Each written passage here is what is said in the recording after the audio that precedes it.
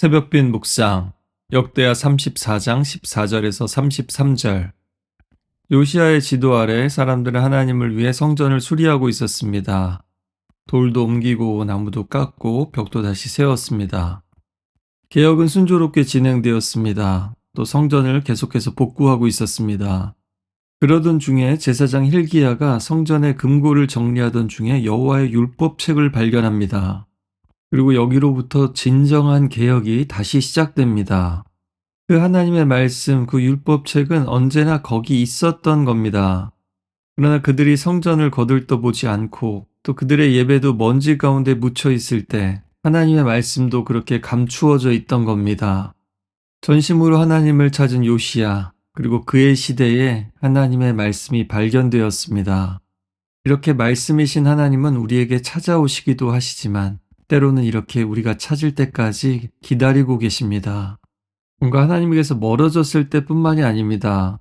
오늘 이 일꾼들처럼 우리가 뭔가 열심히 하고 있을 때 우리가 잊고 있던 걸 조용히 드러내기도 하십니다. 마치 마르다가 예수님을 위해 열심히 음식 준비를 하고 있을 때 마르다야 마르다야 하고 부르신 것처럼 말입니다.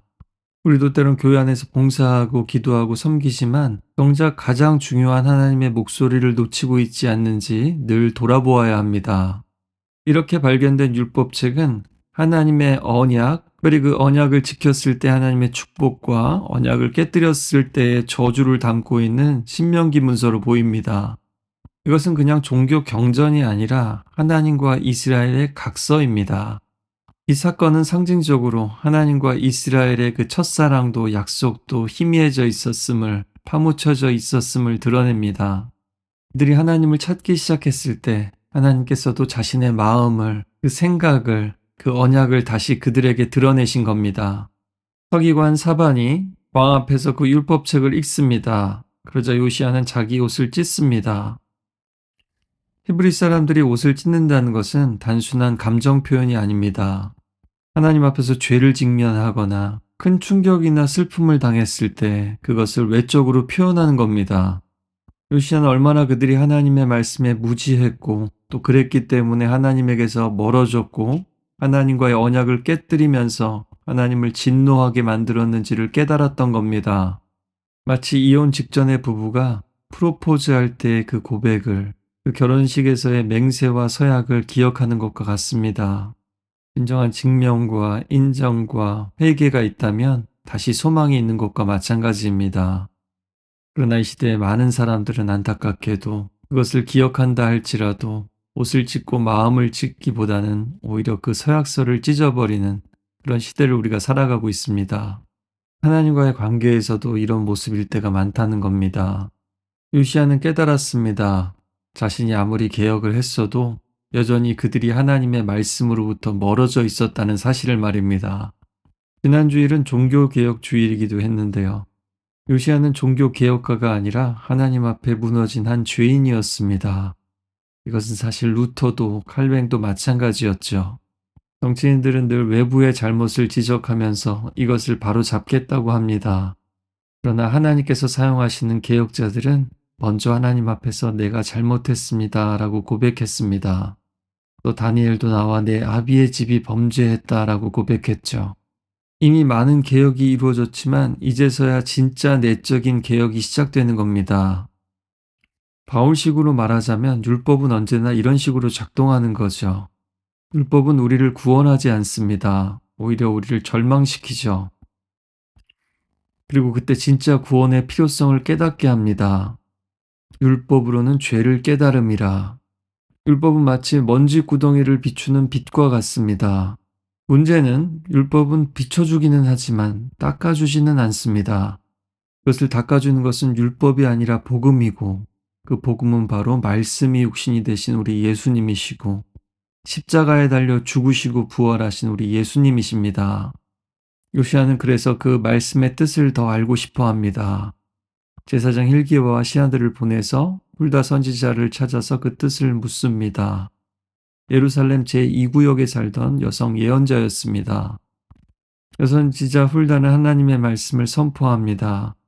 너희가 나를 버렸고 다른 신들에게 분향하고 우상을 숭배했기 때문에 너와 내가 맺었던 그 언약의 저주가 너희에게 임했다. 이것이 율법입니다. 그러나 이것이 끝이 아닙니다. 복음이 임합니다. 은혜가 옵니다. 이런 재앙이 오겠지만 요시야 너는 내 말을 듣고 마음을 낮추고 회개했기 때문에 네가 살아있을 때 내 눈으로 그 재앙을 보지 않을 것이다. 하나님의 말씀이 우리를 불편하게 할 때 우리의 실패와 교만을 잘못된 신앙을 드러낸다라는 것을 기억하시기 바랍니다. 그래서 그 말씀이 두렵고 피하고 싶을 때도 그것을 직면할 때 오히려 그 말씀이 우리를 살리고 보호한다는 것을 기억해야 합니다. 하나님의 말씀은 사람을 죽이는 칼이 아니라 사람을 살리는 수술칼입니다. 거기 우리 몸을, 우리 마음을, 우리 인생을 맡겨야 합니다. 우리 예수님은 영혼의 의사이시기 때문입니다. 정말 그렇지 않습니까? 부서져야 하리, 무너져야 하리, 깨끗이 씻겨야 하리라는 찬양처럼 먼저 무너져야만 우리는 세울 수 있습니다. 율법이 우리를 무너뜨리지 않는다면 복음은 결코 우리를 세울 수 없습니다.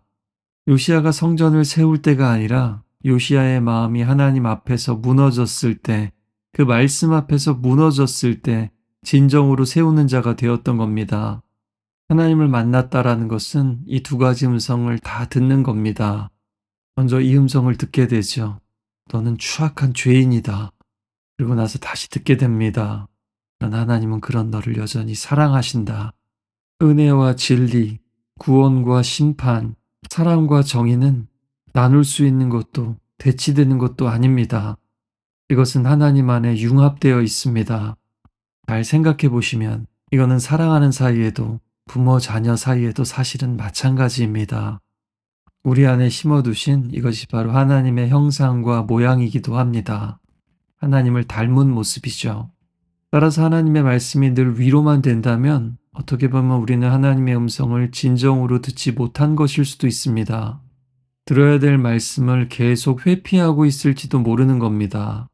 그러나 그 불편한 진실을 마주할 때 우리는 또한 그 말씀 속에서 은혜를 발견하게 될 겁니다. 요시야는 혼자만 요시야는 모든 백성을 성전으로 모았습니다. 그리고 율법책을 읽어주었습니다. 그리고 다시 한번 하나님 앞에서 맹세하고 서약합니다. 마음을 다하고 목숨을 다하여 여호와를 순종하고 그의 계명과 법도와 율례를 지켜 이 책에 기록된 언약의 말씀을 이루리라. 그래서 다시 그들은 말씀의 공동체, 언약의 공동체로 거듭나게 됩니다. 그리고 요시야가 살아있는 동안에 백성들도 하나님을 섬기고 떠나지 않았습니다. 오늘 여러분의 율법책은 어디에 있습니까? 늘 보이는 곳에 있습니까? 보이지 않는 곳에 있습니까? 어디 있는지 아직도 잘 모르시겠습니까? 교회 다니는 분이라면 책상 위에 성경책 하나는 있을 겁니다. 심지어 스마트폰에 앱 하나씩은 깔려 있고 달력을 가지고 계신 분도 계실 겁니다. 주일날 말씀을 노트하시는 분들도 계시죠. 주중에 필사를 하시는 분들도 계시고요. 중요한 것은 그럼에도 여전히 우리가 말씀을 듣지 않고 있을 때가 많다라는 겁니다. 성경책은 열려있지만 여전히 마음이 열려있지 않을 때도 많다는 겁니다. 그러나 진정으로 마음을 열고 말씀을 들을 수 있다면 우리는 계속해서 죄로 인해 견딜 수 없고 또 은혜로 인해서도 견딜 수 없게 될 겁니다. 그렇게 되면 기도하지 않고는 견딜 수 없고 찬양하지 않고는 견딜 수 없게 될 겁니다. 옥스포드 한인교회가 또 우리 공동체가 그런 말씀의 공동체, 언약의 공동체가 되기를 함께 기도하며 나아갑시다.